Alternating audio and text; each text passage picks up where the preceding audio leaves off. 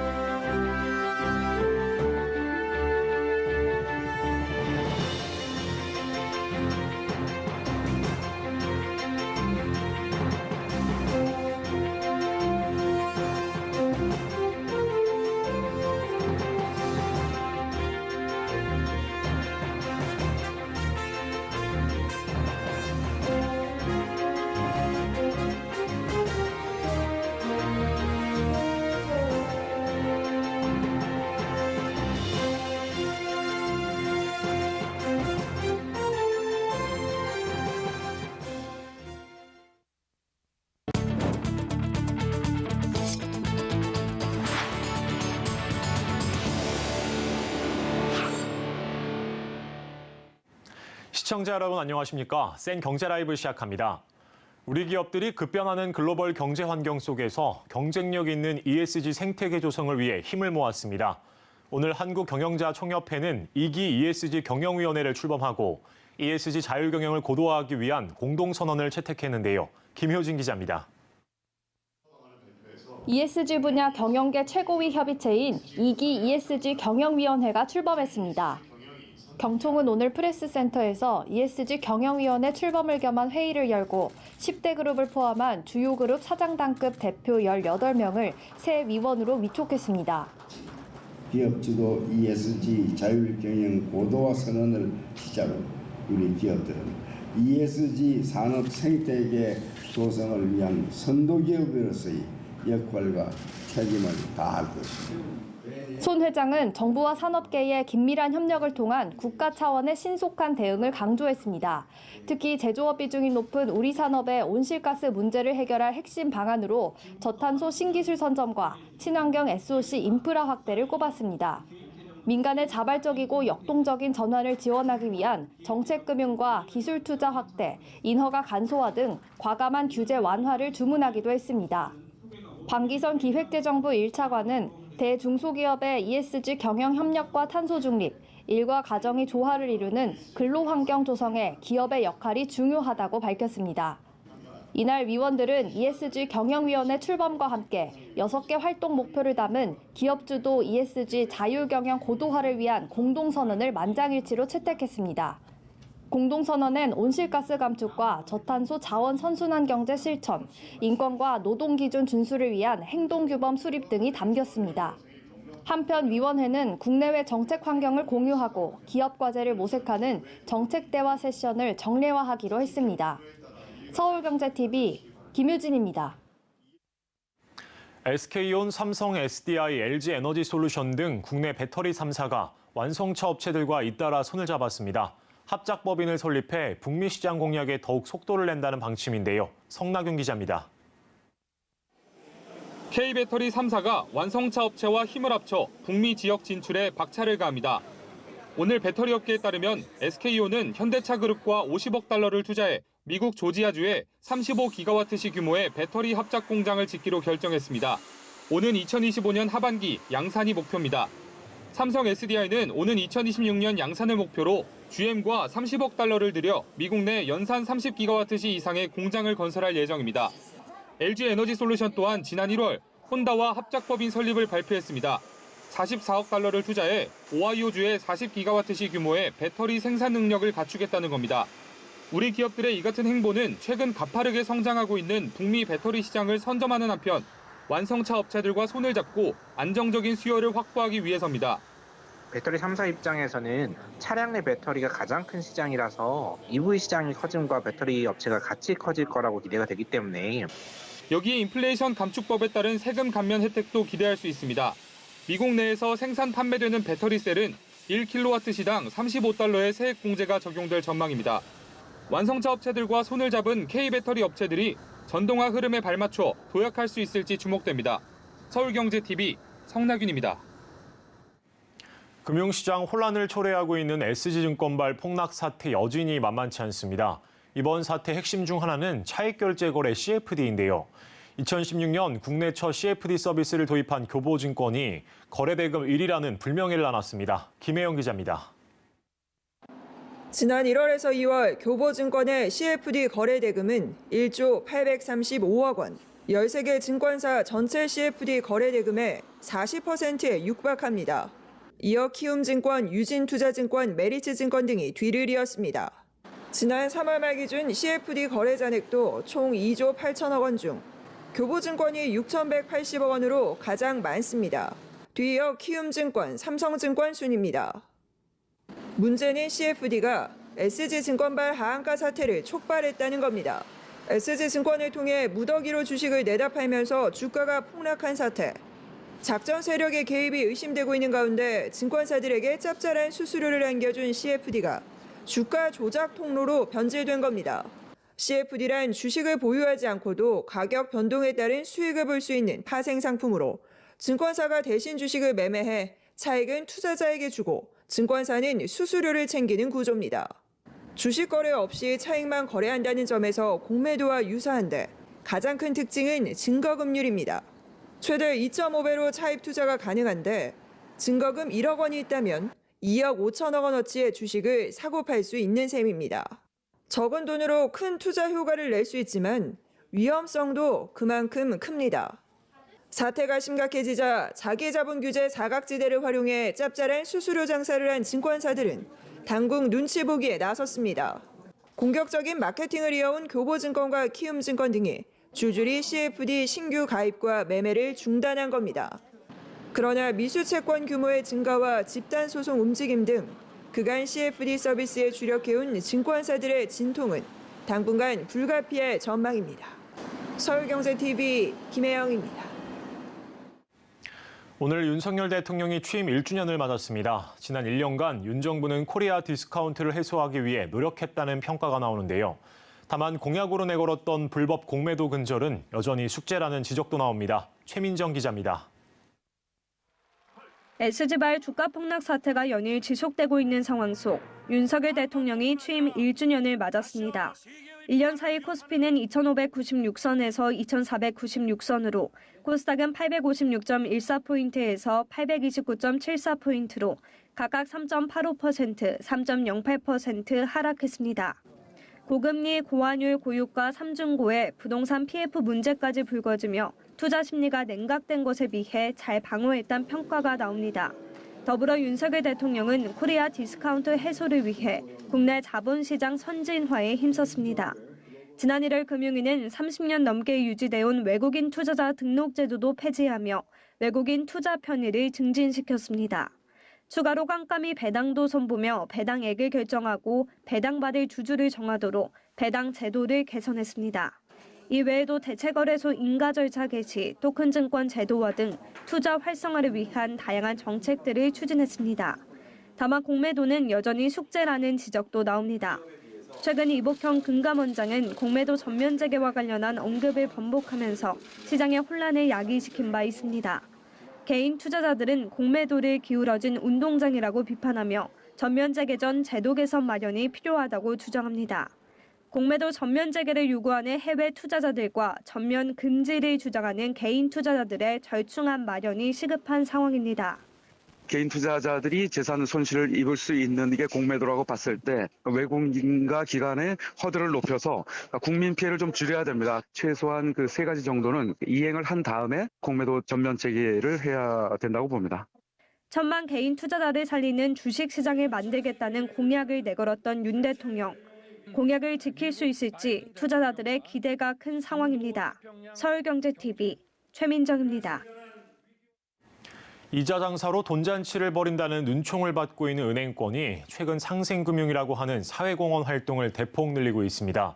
정부와 여론의 거센 압박 영향이지만 은행권은 대상과 방법을 확대하는 등 새로운 시도에 나서고 있다고 합니다. 민세원 기자의 보도입니다. 상생금융에 대한 당국의 압박에 은행들의 공헌 활동이 한층 다양화되고 있습니다. 우선 빠르게 진행되는 디지털 전환 속 소외되고 있는 고령층 지원이 대거 늘었습니다. 신한은행과 우리은행은 지난 8일부터 만 60세 이상 어르신 고객의 창구 이체 수수료를 면제해주기로 했습니다. 온라인 채널을 통한 이체가 익숙하지 않은 고령층을 고려한 겁니다. 여기에 시니어 고객 특화 점포도 등장하고 있습니다. 우리은행은 고령층의 금융 접근성을 높이기 위해 지난해 12월 동서문로 시니어 영업점을 시작으로 낮은 카운터, 큰 글씨 등을 적용한 고령층 전용 점포를 속속 개설하고 있습니다. 하나은행은 도소매업을 대상으로 대출이자 1%를 돌려주는 캐시백 프로그램을 만들었고 대표 사회공헌 프로그램인 어린이집 건립 프로젝트도 속도를 높이고 있습니다. 은행들은 사회공헌을 ESG 본부로 편입하고 대표 사업으로 강화하는 추세입니다. KB국민은행은 12년간 이어온 대표적인 사회공헌 프로그램인 굿잡을 전면에 내세웠고 신한은행은 기존 동행 프로젝트를 ESG 상생 프로젝트로 확대하고 은행 대표 사업으로 편입했습니다.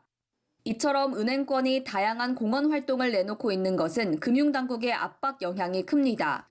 금융위원회는 지난달 은행들의 사회공헌 활동 실적을 공시하고 향후 평가에 포함하는 방안을 추진하기로 했습니다. 주목할 것은 영리 행위는 공헌 활동에 포함하지 않겠다는 부분인데 이 때문에 은행권은 더 다양한 공헌 활동 개발에 집중해야 하는 상황입니다. 금융기관들도 우리 국가나 사회에 공헌할 수 있는 방법이 다양합니다. 사회적인 책임이 어디 때보다도 강조되고 있다. 상생금융에 대한 요구가 거세지고 있는 것을 고려하면 새로운 사회공헌 방식과 대상에 대한 은행권의 고민도 깊어질 것으로 보입니다. 서울경제TV 민세원입니다. 서울시가 지난 1월 한강변 스카이라인을 조성하기 위해 용적률 규제를 대폭 완화했죠. 앞으로는 50층을 훌쩍 넘는 초고층 건물들이 많이 들어설 것으로 보이는데요. 하지만 자칫 닭장을 연상케 해 답답해 보인다는 평가도 적지 않습니다. 현장에 이지영 기자가 다녀왔습니다. 서울시 동대문구 일대에 지상 59층의 아파트가 촘촘하고 빼곡하게 지어지고 있습니다. 이를 본 시민들은 주로 답답하다는 반응을 보였습니다. 답답하지. 쳐다봐. 바람 어디 들어올 능력 있나. 아유, 미관적이잖아요. 안 좋아요. 부동산 관련 온라인 커뮤니티에서도 멋지다, 미래도시 같다는 의견도 있지만 주로 어지럽다는 등 답답해 보인다는 이야기가 많습니다. 서울시가 지난 1월 2040 서울 도시기본계획에서 한강변 스카이라인 조성을 위한 용적률 규제를 대폭 완화함에 따라 앞으로는 이런 아파트들이 많이 들어설 전망입니다. 서울 여의도 11개 아파트의 경우 지난달 말 정비 사업을 위한 특별계획구역으로 지정돼 용적률 최고 800%를 적용받을 수 있게 됐고 압구정 4호 구역도 신통기획을 통해 최고 50층 높이의 초고층 건물이 들어설 예정입니다. 용적률과 건폐율이 모두 높을 경우 초고층 건물이 넓게 들어서 기본적으로 탁 트이는 시야를 확보하긴 어려워집니다. 용적률이란 대지 면적에 대한 건물 연면적의 비율로 비율이 높을수록 층수를 더 높게 지을 수 있다는 걸 의미합니다. 건폐율은 건축 면적의 대지 면적에 대한 비율입니다. 다만 비슷한 용적률과 건폐율로 지어진 경우에도 배치를 어떻게 하느냐에 따라 차이가 발생할 수 있습니다. 여기 보이는 두 아파트는 용적률이 900%가 넘습니다.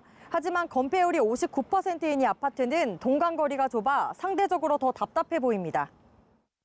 바로 옆에 위치한 이 아파트의 경우도 건폐율은 57%로 비슷하지만 더 확 트여 보이는 이유는 동간 배치를 넓게 했기 때문입니다.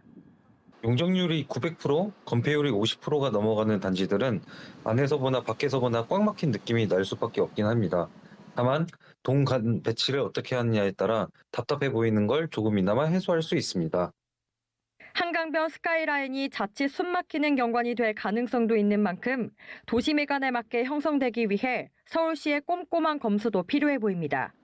서울경제TV 이지영입니다. 쿠팡이 지난 1분기에 사상 최대 분기 매출과 영업이익을 경신했습니다. 이로써 3개 연속 흑자를 기록하며 적자 기업 꼬리표를 완전히 끊어냈는데요.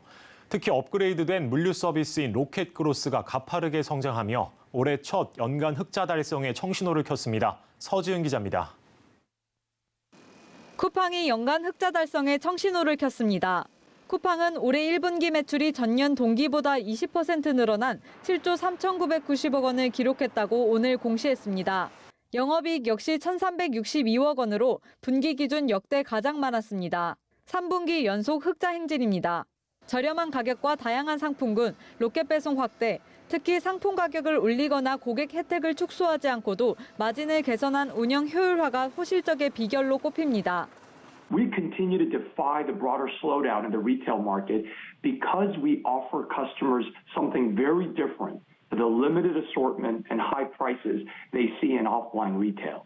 And there's immense potential to amplify that value and growth by increasing selection on Rocket Delivery. 특히 로켓 배송 확대를 이끈 로켓크로스 서비스가 쿠팡의 추가 성장을 이끌 신무기로 주목받고 있습니다. 로켓크로스는 쿠팡이 오픈마켓 판매자의 상품과 보관, 재고 관리, 포장, 배송, 반품을 모두 담당해주는 서비스입니다. 판매자가 입고만 하면 고객이 로켓 배송으로 물건을 받아보기까지 모든 과정을 쿠팡이 알아서 해주는 겁니다. 김범석 창업자는 로켓크로스를 통한 판매량은 전년 동기 대비 90% 늘어났고 앞으로 고객이 구매할 수 있는 로켓 배송 선택지가 대대적으로 확대될 것이라고 말했습니다. 이와 함께 와우 멤버십 회원을 대상으로 쿠팡이츠 배달 음식 할인 혜택을 런칭하겠다고 밝혔는데 다음 달 출시 예정인 신세계 유니버스 클럽과의 유료 멤버십 경쟁을 의식한 것으로 풀이됩니다. 현재 쿠팡은 매출 규모로 전통 유통기업인 신세계, 롯데와 어깨를 나란히 하는 만큼 충성 고객 확보와 수익성 개선에 힘을 쏟아 국내 1위 유통기업으로 발돋움한다는 계획입니다. 한편 개척 중인 대만에서의 자신감도 드러냈습니다. 김 창업자는 지난해 대만에 진출한 로켓 배송과 로켓 직구 사업에 대해 한국에서 로켓 배송을 처음 시작했을 때 봤던 변화의 조짐이 보이고 있다며 무한한 가능성을 강조했습니다. 서울경제TV 서지은입니다.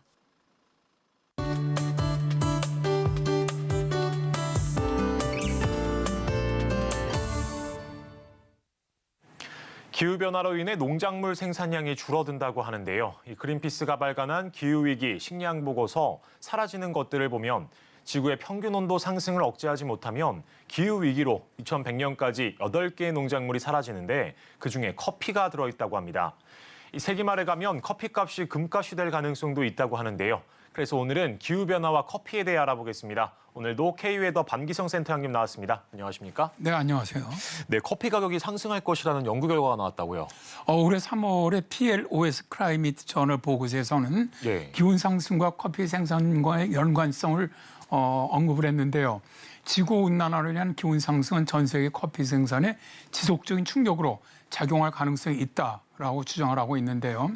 연구진이 1980년부터 2020년까지 40년 동안 전 세계에서 커피 생산을 많이 하는 12개 나라의 온도, 강우량, 습도 등의 기후 요인의 영향을 분석을 해보니까 기후변화로 인해서 커피 재배 면적이 절반으로 줄어들었다는 것이죠. 연구진은 커피 생산량을 감소시키는 기후 조건이 기후변화로 해서 지난 40년 동안 더 나빠졌다. 커피 재배 지역이 절반으로 줄어서 커피 공급에 충격을 받는다면 가격이 인상될 수밖에 없다. 멀지 않은 미래에 커피 대란이 일어날 수 있다라고 경고를 했죠. 그리고 더 심각한 문제는 전 세계 커피 생산량의 90%를 차지하는 아메리카의 브라질이라든가 페루, 멕시코, 아프리카의 우간다, 에티오피아, 그리고 동남아시아의 베트남과 인도네시아 등을 포함한 상위 12개 지역이 기후변화가 아주 심각하게 진행되고 있는 지역이라는 점입니다. 커피 생산의 경우에는 기온이나 습도, 강우량과 매우 밀접한 관계가 있을 것 같은데 이런 기후 요소가 커피 생산에 미치는 영향은 얼마나 될까요? 일단 미국 국립과학원에 따르면 지표 온도가 2도 상승하게 될 때 온 중남미 지역의 커피 생산량은 2050년에 최대 88%가 감소할 수 있다고 전망을 하고 있고요. 국제커피기구에서는 전 세계 커피 소비량이 5년 전서부터 매 1%씩 증가하는 반면에 2050년까지 동남아시아에서는 커피 재배에 적합한 농지는 기후변화로 인해서 70%까지 줄어들 것이라고 전망을 했습니다. 그러니까 커피 수요 대비 생산량이 급격히 감소할 것이다라는 건데요. 커피 생산과 기후변화에 대한 전망은 많은 기후기관에서 내놓았는데요. 기후변화에 관한 정부 간 협의체 IPCC죠. 여기서는 2050년 지구온도가 산업화 이전 대비 3도 이상 상승한다면 아라비카와 로브스터 품종을 경작할 수 있는 재배지가 각각 75%, 63% 줄어들 것이라고 전망을 했습니다.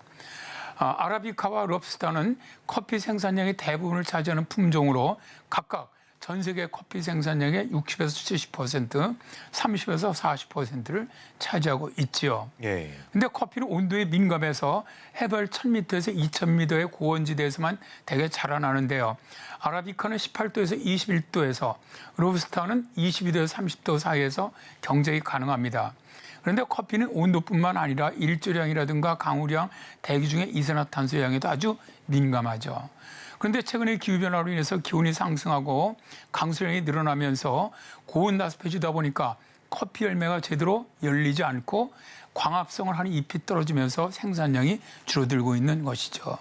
네, 사실 우리나라 사람들은 이 낮이나 밤이나 출근길이나 퇴근길이나 항상 커피를 들고 다니지 않습니까? 실제로 2018년에 미국과 중국에 이어서 세계 3대 커피 소비국에 등극했다고도 합니다. 그래서 이렇게 커피 생산의 가격이 오르고 하면은 타격을 많이 받지 않을까요? 당연하죠. 사실 뭐 우리나라에서 그 커피의 시장 규모는 우리가 상상하는 이상으로 엄청납니다. 식품의약품안전처 음료수 품목별 국내 판매액에서 커피류인 전체 음료 시장 약 9조 5,800원 규모의 32.52%를 차지했는데요. 한국인이 마시는 음료의 3분의 1이 커피라고 할 수가 있고요. 또 커피의 판매액은 콜라를 포함한 탄수화물 음료도 크게 앞질렀다고 합니다. 자, 그런데 이제 미래 커피 전망에 더욱 우울한 전망도 있는데요. 그린피스가 올해 2월에 발표한 기후위기 식량 보고서 사라지는 것들의 초상 식량편에서는 호주 기후학회 연구 보고서 내용을 인용을 하면서 기후변화에 따른 조치를 취하지 않는다면 2080년에 가면 사실상 커피가 멸종할 수 있다는 우울한 전망을 내놓았습니다. 사실 커피가 사라진다는 연구는 이전에도 있었습니다. 2017년 국제학술지 네이처 식물에는 지구온도가 지금처럼 계속 상승한다면 2070년에 가면 에티오피아의 커피 재배지가 60%까지 사라질 수 있다고 했고요. 그리고 당장 작년의 사례를 보면 이제는 커피 생산량이 많이 줄어들고 있다는 것을 느끼는데요. 전 세계 커피의 30% 이상을 생산하고 있는 브라질은 작년에 100년 만에 가뭄을 겪었고요. 여기에 한파로 인해서 커피 재배지는 폭설이 쏟아지면서 브라질 원두 생산량은 전년 대비 22%가 감소를 했고요. 세계 2위의 원두 생산국인 베트남도 가뭄이나 서리 등 예측 불가능한 날씨로 인해서 원두 생산량이 감소를 했습니다. 사실 커피가 사라지게 되면은 전 세계 커피 농가의 약 60%가 소규모 농가이거든요. 약 1억 2,500만 명이 커피 재배로 생계를 잇고 있는데 정말로 큰 타격이라는 것이죠. 자, 물론 커피 제조업계에서는 커피 멸종을 막기 위해서 기온 변화에 강한 커피 품종을 개발을 하고 커피 재배지를 옮기는 등의 노력을 하고 있긴 합니다. 그러나 품종 개량에는 시간과 비용이 필요하고요. 재배지를 옮기는데도 시간과 변수가 발생을 하다 보니까 쉽게 대처를 하지 못한다는 거죠.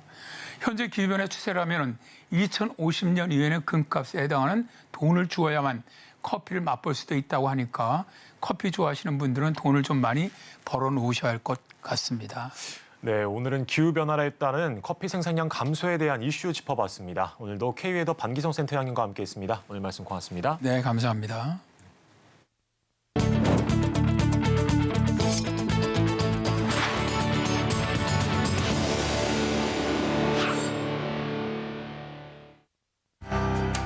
전국경제인연합회와 일본경제단체연합회가 오늘 일본 도쿄 게이란넨 회관에서 미래 파트너십 기금의 공동사업 진행과 운영을 위한 논의를 본격화했습니다. 일제강점기 강제징용 배상 해법과 관련한 일본 피고기업의 참여 여부에 대해서는 개별 기업이 결정할 사안이라고 판단했습니다. 지하건설을 두고 도봉구 주민과 마찰을 일으켰던 수도권 광역급행철도 GTX C노선 도봉 구간이 지하건설로 최종 결정됐습니다. 이번 결정은 감사원의 공익감사와 한국개발연구원 적격성 조사에 따른 것입니다. 전기요금 동결과 인상을 고민하던 정부가 결국 인상하는 쪽으로 가닥을 잡았습니다. 정부는 내일 2분기 전기요금 인상 기본 방침을 정하고 실무 준비에 들어간 것으로 알렸습니다. 인상안은 킬로와트 시당 7원가량을 올리는 것이 유력해 보입니다. 중소벤처기업부가 초격차 프로젝트 1000플러스를 본격적으로 시작했습니다. 앞으로 5년간 1000개 이상의 초격차 스타트업을 육성하겠다는 목표입니다.